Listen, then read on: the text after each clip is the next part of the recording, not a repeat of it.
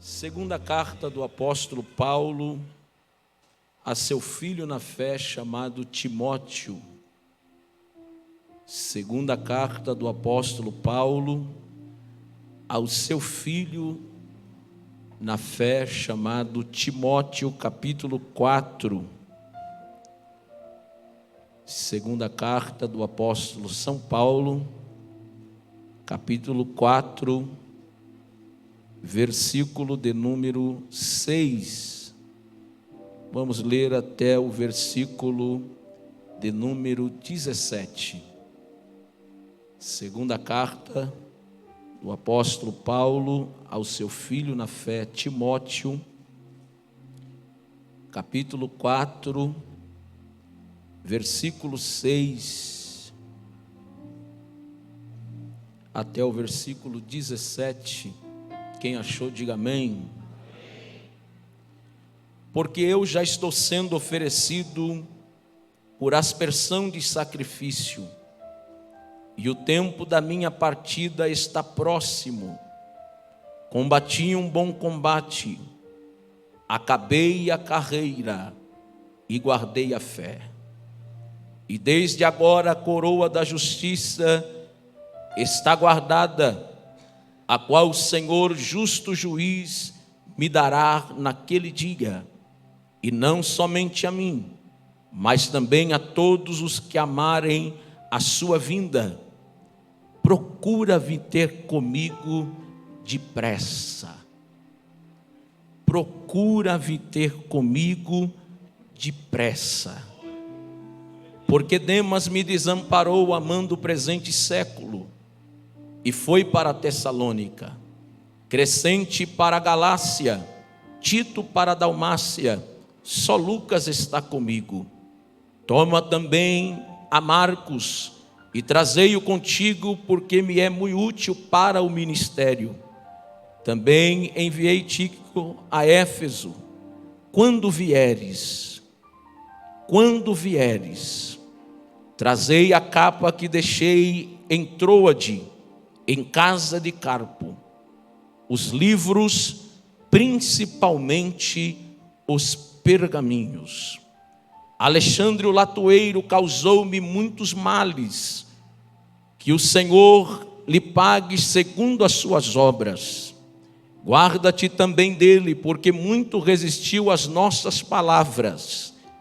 Ninguém me assistiu na minha primeira defesa. Antes, todos me desampararam. Que isso não lhe seja imputado, mas o Senhor assistiu-me e me fortaleceu, para que por mim fosse cumprida a pregação e todos os gentios a ouvissem, e fiquei livre da boca do leão. Todos me desampararam, que isto não lhe sejam imputado. Queridos, esta é as últimas palavras do maior bandeirante do cristianismo, do homem que abriu mão de toda a sua vida social para se gastar em prol do reino de Deus. Não casou-se, não teve família, mas propôs em seu coração a cumprir o chamado que Deus tinha para com ele. Após a sua conversão, ele entende que Deus havia lhe chamado, e ele tem a plena certeza e a convicção que Deus lhe chamou desde o ventre da sua mãe. Havia lhe separado, lhe escolhido para que pregasse o evangelho. E esse homem que por 3 grandes viagens missionárias vai fundar diversas igrejas nas 3 principais províncias daquela época. Ele implanta a igreja na província da Macedônia, ele implanta a igreja na província de Acaia, e ele implanta a igreja na província da Ásia Menor. Esse homem que incansavelmente pregava o evangelho de Jesus Cristo. O seu evangelho ou a sua mensagem, o centro da sua mensagem era Cristo. Paulo não tinha outra mensagem. Em seus sermonários, todas as vezes que estava diante do povo, o seu assunto era Cristo. A sua pregação era Cristo. Era somente falar de Cristo. Eu vos disse que ele implantou igreja em 3 grandes províncias. E uma das províncias, chamada província da Caia, que ficava na região da Grécia. Paulo, ele vai ter um dos seus maiores desafios, que é pregar no berço do saber. Todos nós sabemos que na sua época a Grécia era o berço da sabedoria, era o berço de grandes filósofos como Aristóteles e tantos outros filósofos da sua época tão respeitados. E Paulo, ele vai chegar nessas regiões pregando na contramão da lógica do que os gregos acreditavam, do que os gregos viviam.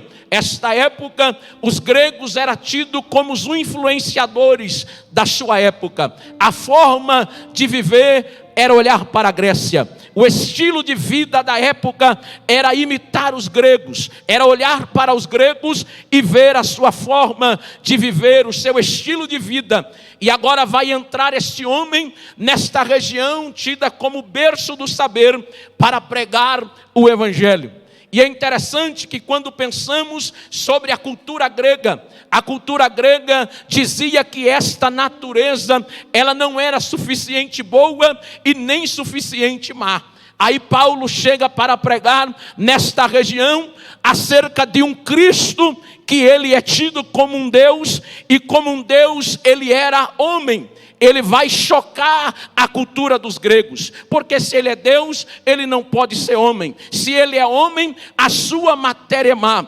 Para complicar mais ainda, Paulo ele vai dizer que esse Deus homem, ele morreu e ressuscitou. Ainda assim, ele vai chocar os gregos, porque os gregos diziam, se ele é homem, a natureza é má. Se ele é um Deus, ele não pode morrer. Como um Deus, como é que ele pode morrer? Ele vai chocar aos gregos, de maneira que quando os gregos estão analisando e avaliando a sua pregação, eles estão dizendo, esse homem certamente só pode ser louco. A sua pregação não tem fundamento. Mas o que me chama a atenção é que quando ele escreve a sua carta à igreja de Corinto, ele vai dizer que a pregação do evangelho é loucura para os que perecem, mas para nós que somos salvos é o poder de Deus. Paulo diz que os judeus pedem sinais, os gregos pedem sabedoria, mas olha que lindo, Paulo diz, nós pregamos a Cristo e este crucificado. É loucura para os gregos, é um escândalo para os judeus, mas para nós é o poder de Deus. Cristo para Paulo era o poder de Deus, para os judeus era escândalo, para os gregos era loucura, mas para Paulo e para a igreja de Cristo, ele é o poder de Deus. O que é Cristo na mensagem de Paulo? É o poder de Deus, de maneira que quando ele escreve aos romanos, ele escreve para os irmãos dizendo, porque não me envergonho do evangelho de Cristo que prego, porque o evangelho de Cristo é o poder de Deus para a salvação de todo aquele que nele crê. E Paulo vai dizer que a única justiça que o homem pode se encontrar é através do evangelho. O que é o evangelho para Paulo? É o poder de Deus. O evangelho é o poder de Deus. Aí eu te digo, sabe por que você está aqui esta noite? Sabe por que eu estou aqui esta noite? Sabe por que nós estamos aqui esta noite? Fomos atraídos pelo poder desse evangelho. É através do poder desse evangelho que nós estamos adorando aqui esta noite. É através do poder desse este evangelho que nós estamos aqui glorificando, sentindo esta presença tão gloriosa, porque um dia homens assim como este Paulo pregou o evangelho de Cristo, o Cristo que deixou autoridade, o Cristo que deixou poder para os seus discípulos, dizendo: ide por todo o evangelho, ide por todo o mundo, pregai o evangelho a toda criatura, todo aquele que crer e for batizado será salvo, quem não crer já está condenado. E estes sinais, esse evangelho que é poder, é um evangelho de sinais, pois o seu próprio fundador, pois a própria base do evangelho disse: e esses sinais seguirão aos que creem, em meu nome curarão os enfermos, em meu nome expulsarão demônios, em meu nome falarão novas línguas, e se pegar em serpente ou beber alguma coisa mortífera, não vos dará dano algum. Este é o poder do evangelho. Sabe por que o evangelho nos atraiu? Porque o evangelho é poder. Segundo, o evangelho é um evangelho de sinais. O fundador do evangelho deu à sua igreja poder, autoridade para curar, para libertar, para transformar. É por isso que nós estamos aqui esta noite. Este poder, este evangelho nos atraiu para estar aqui esta noite. Se o evangelho não fosse poder, pense comigo, o que nos atrairia estar aqui esta noite? O que nos faria uma multidão como essa reunida, se o evangelho não fosse poder? Se o evangelho não fosse o que é, o que nos atrairia estar aqui? Eu tenho certeza que você olharia para este lugar, e se aqui não estivesse o poder do evangelho, você diria: eu não vou lá. O que eu irei fazer lá? O que nos atrai aqui é saber que esse Cristo, que é poder de Deus, culto após culto, Ele está aqui. Culto após culto, Ele está aqui. O que nos traz e o que nos motiva estar aqui nesta casa esta noite. Cada um de nós, quando saímos dos nossos lares e viemos num lugar como esse, como disse o nosso irmão Elias, para termos comunhão, você sai da tua casa assim como eu, dizendo: eu vou lá falar com Deus, eu vou lá falar com o meu Deus. Eu preciso de uma palavra, eu preciso de uma resposta, eu preciso de um renovo, eu preciso de uma cura, eu preciso de algo de Deus. E quem precisa de algo de Deus vai até o endereço de Deus. É por isso que nós estamos aqui esta noite. Nenhum de nós, se não fôssemos movidos pelo Espírito e motivados pela nossa fé, estaríamos aqui esta noite. Sabe qual é o resultado de você estar aqui esta noite? É a sua fé, que o Deus que aqui habita, que o Deus que aqui permanece, ainda é poderoso para fazer algo a seu respeito. No meio de um povo como esse, é interessante que Deus, na sua onisciência, Ele consegue prescrutar. Porque você está sentado de um lado de um crente que você não sabe, o máximo que você pode avaliá-lo é externamente, se ele já deu um sorriso, se ele não deu um sorriso, se ele está triste, se ele está cabisbaixo. Mas dentro do seu interior, nenhum de nós, eu olho para os irmãos podem olhar para mim e achar que está tudo bem, mas existe um em toda esta igreja aqui esta noite, que ele sabe contemplar o que está em cada coração que está aqui. Isso é lindo desse Deus. Por quê? Às vezes você está cultuando do lado de um crente, ele está no seu sentimento: Senhor, eu preciso que o Senhor me abra uma porta. Você está sentado do lado do outro crente, que ele está dizendo: Senhor, como eu preciso que o Senhor visite a minha alma. Você está sentado do lado, às vezes você nem se dá conta disso, você não tem como prescrutar o que está acontecendo do lado desse crente que está do teu lado. Mas sabe qual é a garantia? Que enquanto eu e você não sabemos, o escritor da epístola aos Hebreus diz assim: porque a palavra de Deus, ela é viva ela é eficaz. Ela é mais penetrante do que qualquer espada de 2 gumes. Ela penetra na divisão da alma. Ou seja, eu não sei como é que está a tua alma esta noite, mas esta palavra está prescrutando a tua alma nesta noite. E se ela estiver gritando por socorro, a palavra diz: calma aí, porque eu já entendi, e o socorro vai chegar para a tua alma. Se tiver um crente dizendo: eu preciso do renovo de Deus, esta palavra que conhece o teu interior, ela penetra na divisão da alma, entre juntas e medulas, e diz o escritor, e ela é apta para discernir. Ou seja, eu não sei o que você nesse exato momento está pensando, mas a palavra de Deus tem poder para discernir o que você está pensando nesse exato momento. Ela é apta para discernir, primeiro, os pensamentos. Segundo, a intenção do coração. Então esta palavra é viva. É por isso que você foi atraído aqui esta noite, porque você veio ouvir uma palavra viva. Você não veio ouvir uma palavra morta, algo sem fundamento. Eu vim aqui filosofar. Não, você veio ouvir uma palavra de um evangelho que é poder, que é poder, que é poder.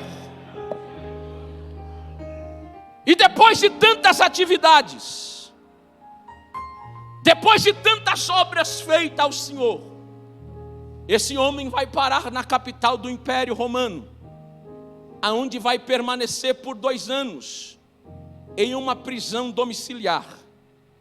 E o que me chama a atenção é que esse homem, ele exalava Cristo, ele transportava Cristo. Cristo estava, chega os teólogos dizer, Cristo estava nas veias de Paulo. Porque todo momento, se tinha um homem que não perdia tempo para anunciar Cristo, era Paulo. De maneira que os seus exemplos, até nas suas prisões, alguns teólogos dizem assim, que o maior meio de evangelização através dos pastores era colocar eles nas prisões. Olha que método incrível. O melhor método de evangelização é colocar pastores na prisão. Da onde eles vão tirar esse exemplo? De Paulo. Por quê? Porque quando prenderam ele, ele poderia dizer simplesmente, estou preso, não vou fazer mais nada. Não, na mente de Paulo está dizendo, se eu estou solto, eu prego Cristo. Se eu estou preso, eu prego Cristo.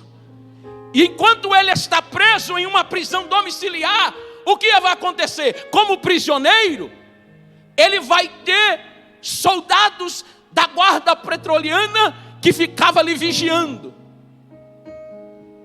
Foi o pior erro que o imperador pôde cometer. Em reveses entrava um soldado na prisão domiciliana. Quando entrava um soldado diferente lá, Paulo, é hoje. É hoje. Entrava um soldado, Cristo. Entrava outro, Cristo. Entrava outro, Cristo. Entrava outro, Cristo. Daqui a pouco toda a guarda do império estava crente, servindo a Cristo. Por isso que quando ele escreve uma das suas cartas, ele vai dizer, saudai aos nossos irmãos, principalmente os da casa de César. Quem eram os da casa de César? Eram os soldados que revezavam a ele na prisão domiciliar, que ele pregava Jesus para eles. Vocês vêm para cá, filho? Vocês vão me guardar, mas vão me ouvir. Tome Jesus, tome Cristo, tome Jesus, tome Cristo, tome Jesus, tome Cristo. E toda a guarda ia se convertendo ao evangelho, porque o assunto dele era Cristo. Irmão, é tão gostoso quando você encontra um homem de Deus e uma mulher de Deus assim, que ele não tem outro assunto. Um dia até me questionaram, eu já fui até questionado, pastor, o senhor não tem outra conversa? Porque você vai se reunir, é Bíblia. Você vai se reunir, é Bíblia. Você vai se reunir, não, mas o senhor não fala outra coisa. Irmão, pregador do evangelho não pode falar de outra coisa. Pregador do evangelho tem que falar de Bíblia, tem que falar de Cristo. E era o assunto de Paulo. Aonde ele ia, ele pregava Cristo.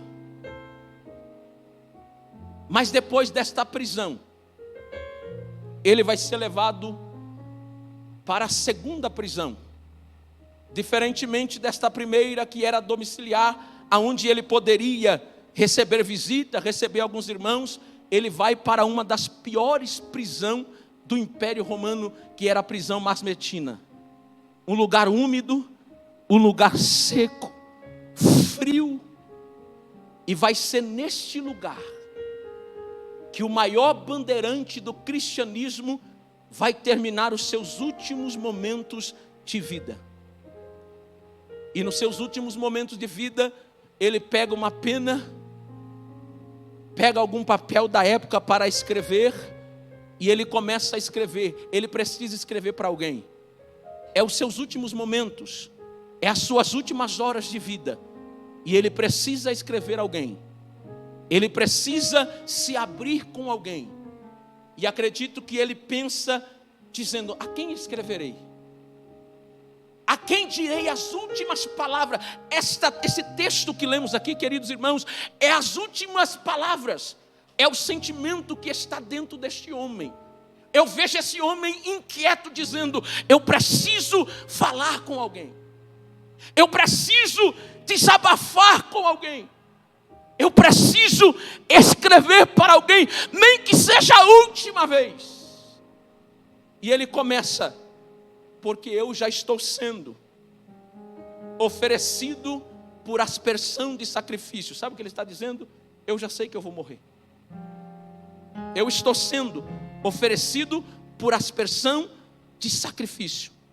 Ou seja, era um sacrifício que era levado para ser sacrificado. É o que ele está dizendo. Assim como um sacerdote pegava o sangue do animal, degolava e tirava todo o teu sangue e oferecia em libação a Deus como sacrifício, é o que esse homem, como judeu conhecedor disso, está dizendo. Ele se compara a um sacrifício que era levado para Deus. E ele diz: porque eu estou sendo oferecido por aspersão de sacrifício. E ele tem esse conhecimento. E ele diz: e o tempo da minha partida está próximo. Ele está dizendo: a qualquer momento eu serei morto. Mas o que mais nos choca, o que mais nos pega, é que como pode um homem que escreve essas palavras: porque eu estou sendo oferecido por aspersão de sacrifício, o meu tempo da minha partida está próxima. Você, com um sentimento desse, o que você faria?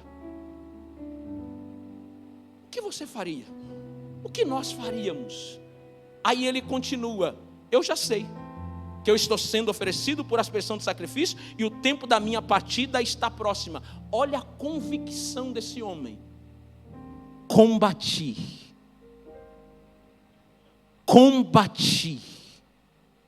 um bom combate. Acabei minha carreira. Irmãos, eu fico pensando: que convicção é essa? Acabei minha carreira. Já fiz o que tinha que fazer. Já preguei o que tinha que pregar. Já fui aonde tinha que ir. Acabei a carreira. Olha que convicção. O combate é bom. Eu combati o bom combate. Irmãos, quando você pega o histórico desse homem, é profundo ele expressar essas palavras, porque eu quero te convidar a um texto para se basear nisso. Abre a sua Bíblia. Na segunda carta aos Coríntios, capítulo de número 11. Segundo aos Coríntios, capítulo 11, versículo de número 24. Este é o Paulo que está dizendo: acabei a carreira, porque o combate é bom. Mas humanamente falando, o texto que eu vou ler, vê se esse homem tinha que dizer o que ele expressou nessa palavra: o combate é bom. Era como se Paulo tivesse, eu quero parafrasear essa expressão combate para os versículos que vou ler, 2 Coríntios capítulo 11, versículo 24. Era como Paulo dizendo assim, recebi dos judeus 5 quarentenas menos uma de açoite, mas o combate é bom. 3 vezes fui açoitado com vara, uma vez apedrejado, 3 vezes sofri naufrágio, uma noite e dia passei no abismo, em viagem muitas vezes de perigos de rio, em perigos de salteadores, em perigo da minha nação, em perigo dos gentios, em perigos das cidades. Olha que coisa, meus irmãos. Em perigo no deserto, em perigo no mar, em perigo entre falsos irmãos, em trabalhos e fadigas, em vigília muitas vezes, em fome e sede, em jejum muitas vezes, é frio e nudez. Além das coisas exteriores, me oprime cada dia o cuidado de todas as igrejas. Quem enfraquece, que eu também não enfraqueça? Quem se escandaliza, em que eu não me abrase? Se convém gloriar-me, gloriar-me-ei no quê? É o mesmo Paulo que está dizendo, com tudo isso que eu passei, com tudo isso que eu vivi, o combate é bom. O combate é bom. O combate é bom. É Paulo dizendo, fui açoitado, o combate é bom. 3 vezes com vara, o combate é bom. Uma vez apedrejado, mas o combate é bom. 3 vezes sofri naufrágio, mas o combate é bom. Uma noite e um dia no abismo, mas o combate é bom. Combati o bom combate. Sabe o que eu aprendo com Paulo, queridos irmãos? Sabe o que eu aprendo com Paulo, querida igreja? Nunca que você se levantar para vir à casa de Deus ou fazer a obra de Deus, você pode dizer, que combate é ruim é esse? Que prova é essa? Que amargo é esse? Que momento é esse? Não, eu aprendo com Paulo que em meio a todas essas circunstâncias que ele viveu, ele vai terminar a sua carreira dizendo, o combate é bom, o combate é bom, o combate é bom, o combate é bom. Passei por que passei, mas o combate é bom. Acabei a carreira, e o que é lindo desse homem, passei por tudo que passei, estou vivendo os últimos momentos da minha vida, mas Paulo nos ensina uma coisa: combati um bom combate, acabei a carreira e guardei a fé, e guardei a fé, e guardei a fé. A minha fé está intacta do que quando eu comecei a pregar ao evangelho, eu guardei a fé. Olha as suas convicções, ele continua dizendo, desde agora. Irmão, tem que ser muito crente para isso. Tem que ser muito crente para isso, para eu dizer o que esse homem disse. Desde agora, ele não está vendo a sentença de Nero, ele não está vendo a sua morte, ele não está vendo o presbítero Francisco, a sua decapitação, mas sabe o que ele está vendo?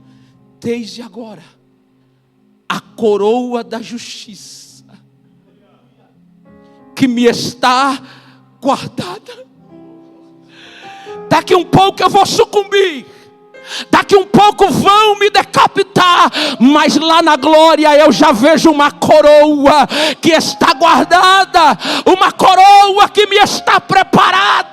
Eu estou preparado, porque eu sei que quando eu chegar lá, Deus tem para mim uma coroa. Querida igreja, missionários da última hora, vale a pena, passe o que passar, venha o que vier, não negue a sua fé, faça como Paulo, guarde a sua fé, guarde a sua fé, guarde a sua fé. Os momentos que a igreja está vivendo, que nós estamos vivendo, são desafiadores, mas como Paulo, nós expressamos, estamos combatendo um bom combate.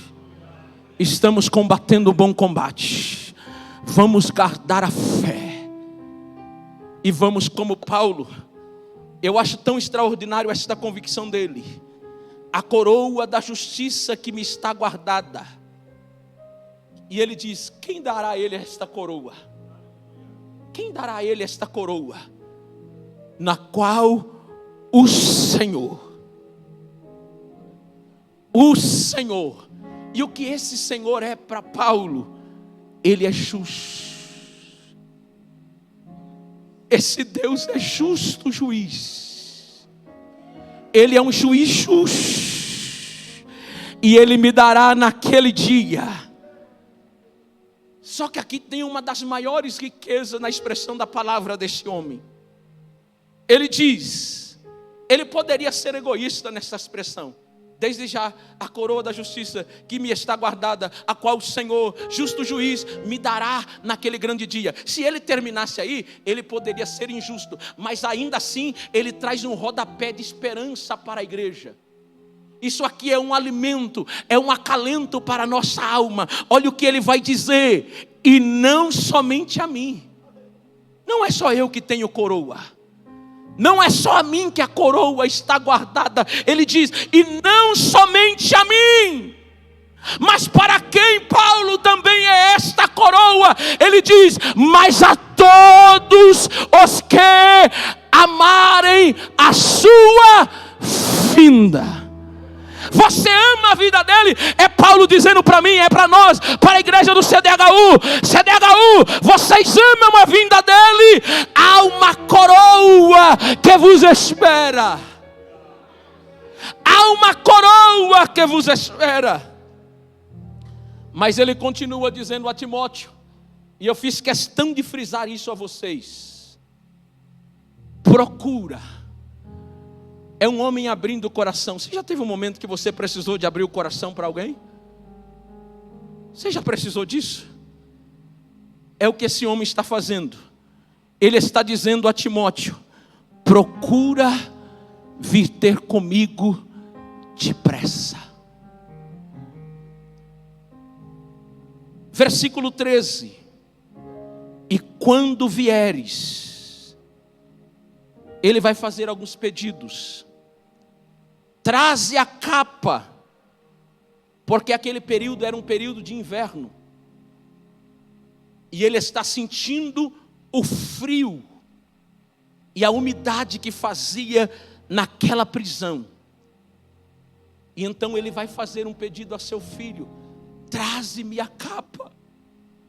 Eu preciso de uma capa para me aquecer. Eu te faço o segundo pedido: traga-me os livros. Irmãos, pense comigo, para quem está vivendo os últimos momentos, olha o pedido dele: traga-me a capa, traga-me os livros. E ele vai fazer uma exigência: principalmente,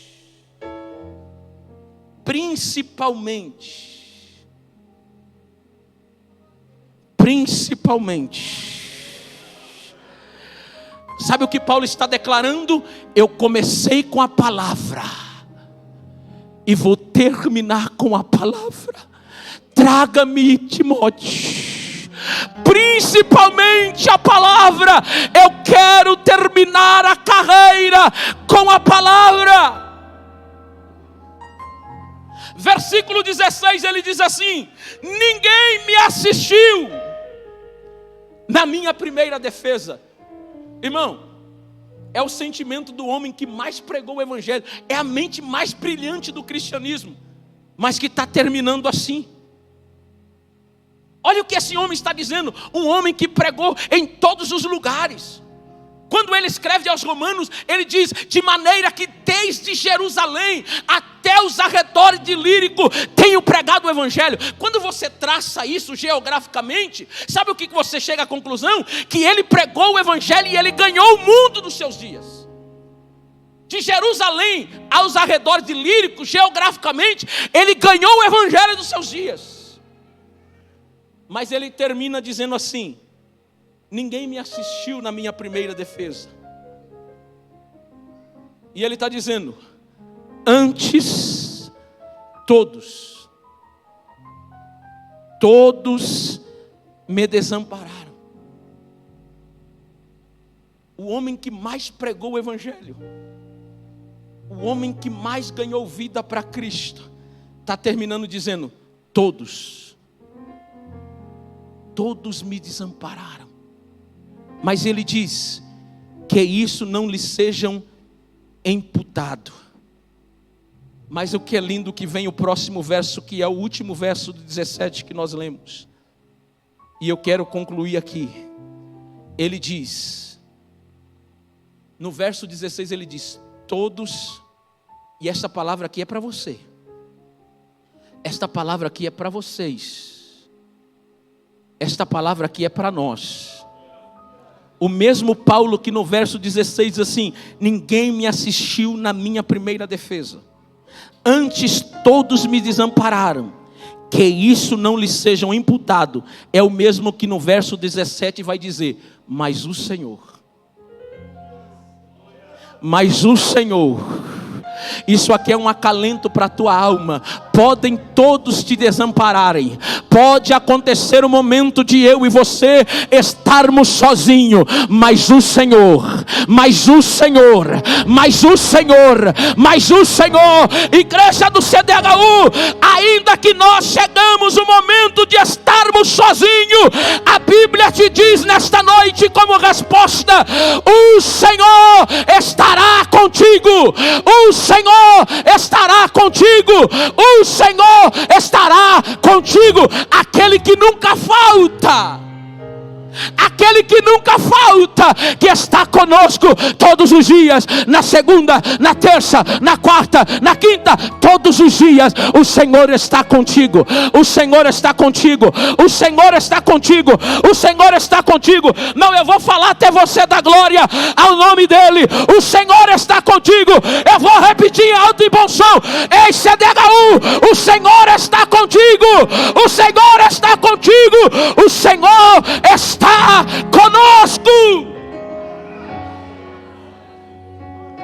O Senhor está conosco. E se te serve esta palavra para alguém que está aqui esta noite, olha o que ele diz: mas o Senhor me assistiu.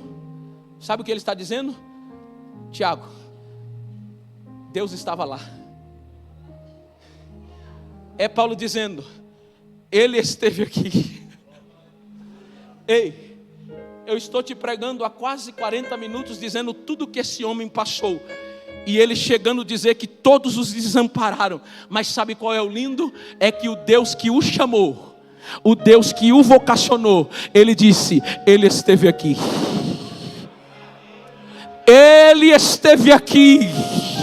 Ele me assistiu. Era como ele estivesse, presbítero Francisco, num grande tribunal para ser julgado.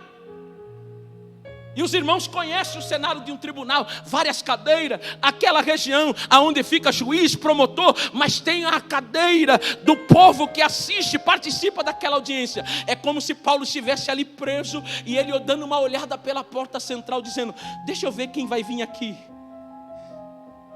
Deixa eu ver quem vai vir aqui. Será que alguém de Filipos que eu preguei vai vir aqui? Será que alguém que eu preguei de Corinto vai vir aqui? Será que alguém da Ásia Menor vai vir aqui? Será que alguém da Tessalônica, de Bereia, da Galácia, de Filipos, da onde? Será que vai vir alguém de Creta? E ele está olhando, mas ele está dizendo: ninguém veio. Ninguém veio. Mas ele disse: o principal esteve aqui. O principal esteve aqui. Deixa eu liberar uma palavra para a tua vida. Haverá momentos que faltará pessoas, mas o Deus a quem você serve, Ele estará lá. Ele estará lá. Ele estará lá. Ele estará lá. E Ele vai fazer o que? O que Paulo disse: Ele assistiu-me e me fortaleceu. Eu profetizo esta palavra para quem recebe: o Senhor é aquele que te fortalece. O Senhor é aquele Ele que te fortalece. Se entrou alguém aqui esta noite precisando de ser fortalecido, a palavra te alcança agora. O Senhor te fortalece, o Senhor te fortalece, o Senhor te fortalece. Tem alguém que pega esta palavra aqui? Tem alguém que precisa desse amparo de Deus? Presbítero Maurício, o Senhor te fortalece. Presbítero irmão Anderson, o Senhor te fortalece. Presbítero Danilo, o Senhor te fortalece. Presbítero Francisco, o Senhor te fortalece. Irmãs do ciclo de oração, é o Senhor que vos fortalece. Igreja, é o Senhor quem nos fortalece. É o Senhor, é Ele, é Ele, é Ele, é Ele, é Ele. Receba a fortaleza de Deus aí. Abaia séria. Alabaia saurabacandara xarabagai. Ele te fortalece. Ele te fortalece. Receba a fortaleza de Deus aí. Receba a força de Deus aí. Receba a ajuda de Deus aí. Receba. Se você precisa no corpo, receba. Se você precisa na alma, receba. Se é no teu espírito, receba.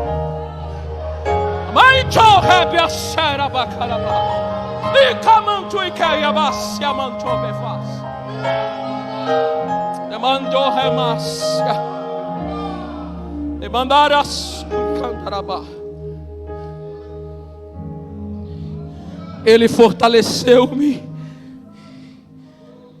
para que por mim fosse cumprido a pregação a todos os gentios, e eles ouvissem. Sabe o que Deus está dizendo? Ele não te deixa parar. Enquanto Ele não cumprir tudo na tua vida, Ele vai te fortalecendo. Ele vai te fortalecendo. Ele vai te fortalecendo. Não aceita nada menos do que isso. Eu só concluo a carreira quando chegar no final. Ei, você não vai parar no meio da caminhada. Eu recebo graça do Espírito para dizer: igreja, nós não vamos parar no meio da caminhada. Enquanto estamos caminhando, Ele vai nos fortalecendo. Ele vai nos fortalecendo. Ele vai nos fortalecendo até que Ele cumpra tudo. Tudo vai se cumprir, tudo na tua vida, na tua casa, na tua família. Não vai ficar uma vírgula que não se cumpra, até que se cumpra tudo. Deus vai nos fortalecendo.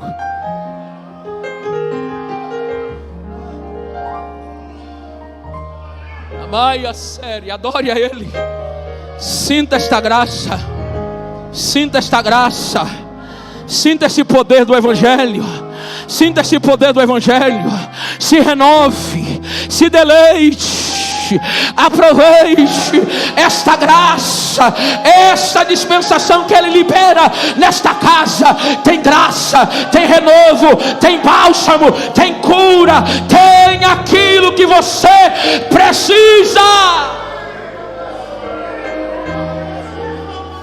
Amanso orejas.